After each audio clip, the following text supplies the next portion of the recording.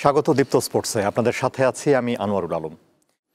National Paralympic Committee of বাংলাদেশের আয়োজনে 2 দিনের প্যারা ব্যাডমিন্টন চ্যাম্পিয়নশিপ শেষ হয়েছে গতকাল।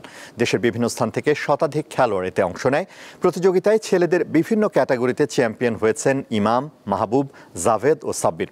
মেয়েদের বিভাগে চ্যাম্পিয়ন হয়েছেন শর্মী ও সোনিয়া। খেলা শেষে বিজয়ীদের হাতে পুরস্কার তুলে দেন National Paralympic Committee of Bangladesh এনপিসির সহসভাপতি ও পুলিশের যুগ্ম কমিশনার নাসিরুল ইসলাম। উপস্থিত ছিলেন national Paralympic Committee of বাংলাদেশের যুগ্ম মহাসচিব ও সাবেক ক্রিকেটার সানোয়ার হোসেন।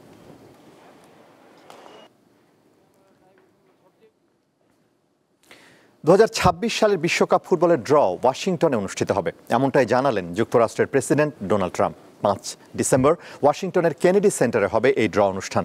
তবে ধারণা করা হয়েছিল লাস ভেগাসে হবে এবারের বিশ্বকাপ ড্র। 1994 সালে যুক্তরাষ্ট্রে অনুষ্ঠিত বিশ্বকাপের ড্রয়ের অনুষ্ঠান হয়েছিল লাস ভেগাসে। যুক্তরাষ্ট্র, কানাডা ও মেক্সিকো 2026 বিশ্বকাপের আয়োজক দেশ। 3 দেশে বিশ্বকাপ আয়োজন এবারই প্রথম। এছাড়া 32 দলের সংস্করণ পেছনে ফেলে এবারই প্রথমবারের মতো 48 দল নিয়ে বিশ্বকাপ আয়োজিত হবে। 11 জুন থেকে 19 জুলাই পর্যন্ত চলবে টুর্নামেন্টটি। মোট 16টি ভেন্যুতে আয়োজিত হবে ম্যাচগুলো। এর মধ্যে 11টি যুক্তরাষ্ট্রে, 3টি মেক্সিকোয় ও 2টি ভেন্যু কানাডায়। এই ছিল আজকের দীপ্ত স্পোর্টসে। দেশ বিদেশের খেলাধুলার নানা রকম খবর পেতে দীপ্ত স্পোর্টসের সাথেই থাকুন আর চোখ রাখুন দীপ্ত টিভির ডিজিটাল প্ল্যাটফর্মগুলোতে।